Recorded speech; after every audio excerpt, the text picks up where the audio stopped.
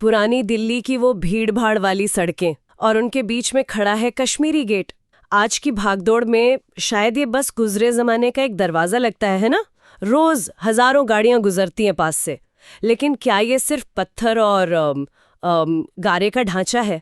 हमारे पास ना कश्मीरी गेट 1857 का खूनी सच नाम के कुछ दस्तावेज हैं। और ये जो अंश है ये एक बिल्कुल ही अलग कहानी बताते हैं। इनके हिसाब से इस गेट की दीवारों ने 1857 की क्रांति का एक ऐसा भयानक रक्त रंजित अध्याय देखा है जिसकी गूंज शायद आज भी बाकी है। आज हम इन्हीं दस्तावेजों की जरा गहराई में उतरेंगे। हमारा मकसद है इस जगह से जुड़े 1857 के उस खूनी सच की परतें खोलना, ठीक वैसा ही जैसा इन पन्नों में लिखा है। तो थोड़ा सा पीछे चलते हैं। साल 1857, इसे अक्सर भारत का पहला स्वतंत्रता संग्राम भी कहा जाता है। मेरठ में सिपाहियों की बगावत, वो एक चिंगारी थी जो शोला बनकर दिल्ली तक पहुंची और देखते ही देखते दिल्ली इस पूरे विद्रोह का सबसे बड़ा सेंटर बन गई।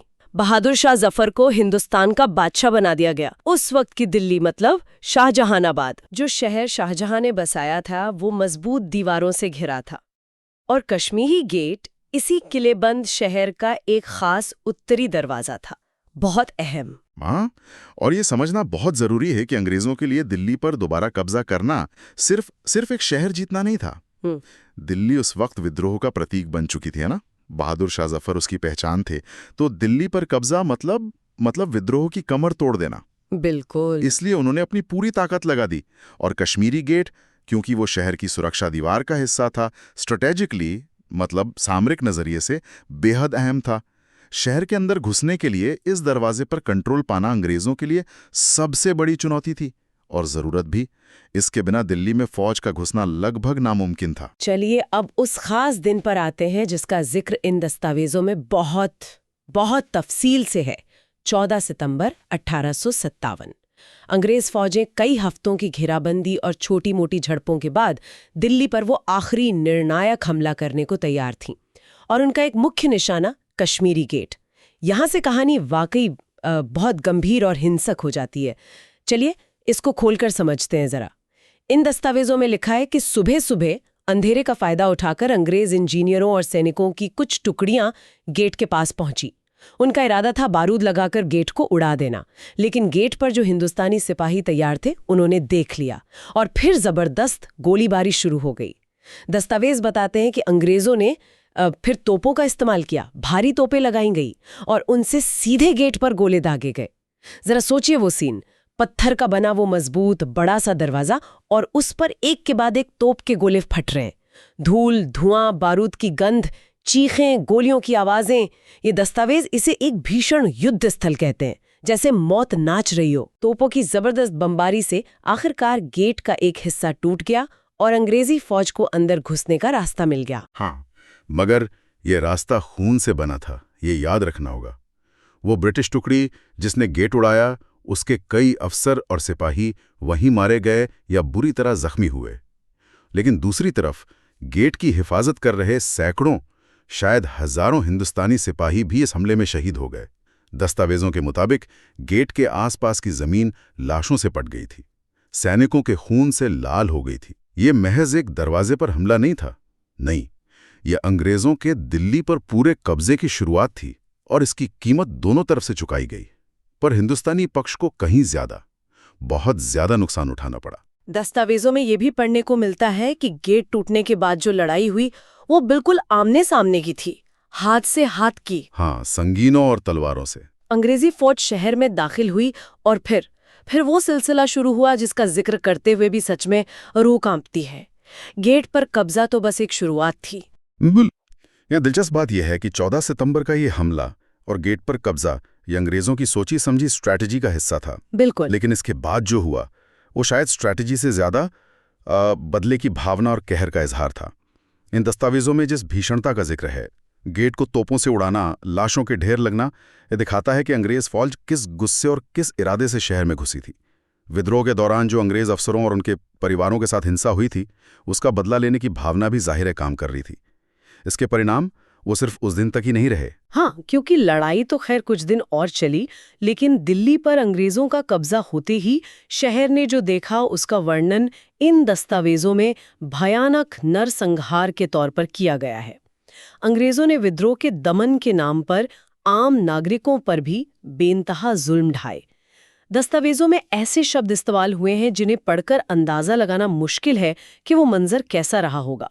जैसे सड़कों पर खून की नदियां बह गईं, कई दिनों तक लाशें सड़कों पर पड़ी सड़ती रहीं जिन्हें उठाने वाला कोई नहीं था, या घरों में घुसकर लोगों को मारा गया। ये सिर्फ कुछ पंक्तियां हैं, लेकिन ये उस बर्बरता की तरफ इशारा करती हैं जो शायद हमें स्कूल के इतिहास की किताबों में इतने साफ तौर पर न बताई गई हो। कहते हैं कि अंग्रेज सैनिकों को खुली छूट मिल गई थी। अगर हम इसे बड़े ऐतिहासिक परिप्रेक्ष्य में देखें तो हाँ, ये सच है कि उस दौर में जो औपनिवेशिक ताकतें थीं वो विद्रोहों को कुचलने के लिए अक्सर बहुत क्रूर तरीके अपनाती थीं। ये उनका तरीका था। लेकिन दिल्ली में जो हुआ उसकी मिसालें कम मिलती हैं।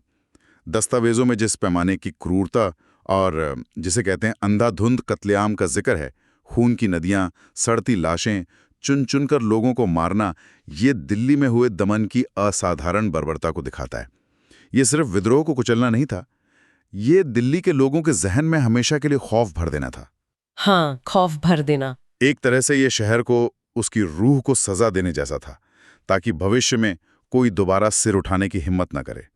इसका असर बहुत गहरा और बहुत लंबे समय तक रहने वाला था। और शायद इसी गहरे जख्म और खौफनाक यादों से जुड़ी हैं वो कहानियां और मान्यताएं जिनका जिक्र इन दस्तावेजों में मिलता है। यहाँ आकर इतिहास और जो लोक कथाएं हैं उनके बीच की धुंधली लकीर और भी ज्यादा साफ नजर आने लगती है ना? इन दस्तावेजों के मुताबिक कुछ स्थानीय लोग और आसपास रहने वाले ये मानते हैं कि आज भी रात के सन्नाटे में कश्मीरी गेट के इलाके से अजीबो-गरीब आवाज़ें आती हैं, जैसे किसी के चीखने की या दर्द से कराहने की आवाज़ें। यही नहीं, इन दस्तावेजों में ये भी दर्ज है कि कई स्थानीय लोगों ने दावा किया है कि उन्होंने धुंधलके में या देर रात को वहाँ खून से लथपथ सिपाहियों के जैसे धुंधली परछाइयाँ देखी हैं। ऐसी भी बातें सुनने में आती हैं जिनका जिक्र इन पन्नों में है कि कश्मीरी गेट की पुरानी दीवारों से कभी-कभी अचानक बारूद और किसी चीज के जलने की तेज गंध आने लगती है। जाहिर है ये दस्तावेज इन्हें स्थानीय मान्यताओं और सुनी सुनाई बातों के तौर पर ही बता रहे हैं। यहाँ एक दिलचस्प सवाल ये उठता है कि ऐसी कहानियां क्यों और कैसे बनती हैं। देखिए, जब कोई समाज या कोई समुदाय किसी बहुत बड़ी और भयानक त्रासदी से गुजरता है, जैसे कि 1857 का ये कत्लेआम, तो उसका दर्द और डर सिर्फ उस वक्त के लोगों तक ही नहीं रहता, वो एक तरह से सामूहिक याददाश्त का हिस्सा बन जाता है, जिसे हम शायद कलेक्टिव ट्रॉमा कह सकते हैं, है ना? हाँ, कलेक्टिव ट्रॉमा। ये इतना गहरा होता है कि पीढ़ी दर पीढ़ी किसी न किसी रूप में जिंदा रहता है, कभी कहानियों में, कभी मान्यताओं में, कभी ऐसी ही डरावनी सी लगने वाली बातों में। तो ये जो चीखें सुनने या परछाइयां देखने या गंध आने की बातें हैं, चाहे ये असलियत हों या महज वहम, ये उस भयानक हिंसा और तकलीफ का सबूत हैं जो उस दौर के लोगों ने सही। ये कहानियां उस इतिहास की गूंज हैं, उन अनगिनत लोगों की अनकही दास्तानों का प्रतीक हैं जिनकी जानें गईं और जिनकी जिंदगियां हमेशा के लिए बदल गईं। ये उस दर्द को याद रखने का एक, आप कह सकते हैं, लोक तरीका है। बिल्कुल। और ये सिर्फ कहानियां और मान्यताएं ही नहीं हैं जो उस अतीत की गवाही देती हैं। ये दस्तावेज उन भौतिक सबूतों का भी जिक्र करते हैं जिन्हें आज भी देखा जा सकता है। अगर आज कोई कश्मीरी गेट जाए तो गौर से देखने पर उसकी पुरानी दीवारों पर जगह जगह गोल निशान दिखते हैं। ये निशान और कुछ नहीं बल्कि 1857 की उस लड़ाई के दौरान दागे गए तोप के गोलों के निशान हैं। ये निशान कोई कहानी नहीं है, ये इतिहास के वो जख्म हैं जो आज भी उस पत्थर की दीवार पर मौजूद हैं।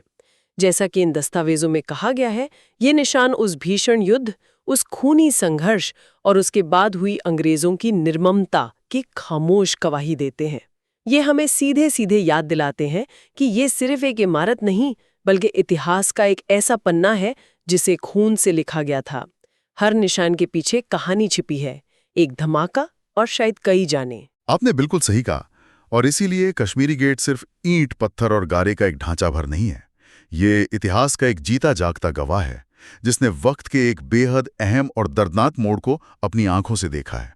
इन दस्तावेजों के शब्दों में कहें तो ये जगह हमें हमारी आज़ादी के लिए चुकाई गई भारी कीमत और उन अनगिनत वीर सिपाहियों और आम नागरिकों की कुर्बानी की याद दिलाती है जिन्होंने अंग्रेजी हुकूमत के खिलाफ आवाज उठाई थी। दीवारों पर मौजूद वो तोप के गोलों के निशान और लोगों के बीच जिंदा वो कहानियां और मान्यताएं, ये दोनों मिलकर उस अतीत को हमारे आज में जिंदा रखते हैं। वो हमें भूलने नहीं देते कि इस जमीन ने क्या कुछ देखा है। ये हमें उस इतिहास से जोड़ते हैं जिसे सिर्फ किताबों में पढ़ना काफी नहीं होता, महसूस करना भी जरूरी है। तो अगर हम आज के इस पूरी बातचीत की मुख्य बातों को समेटें, कश्मीरी गेट 1857 के विद्रोह के दौरान दिल्ली में हुई लड़ाई का एक सबसे महत्वपूर्ण केंद्र और प्रतीक स्थल था। ये अंग्रेजों के निर्णायक हमले और भीषण हिंसा का गवाह बना, जहां हजारों जानें गईं।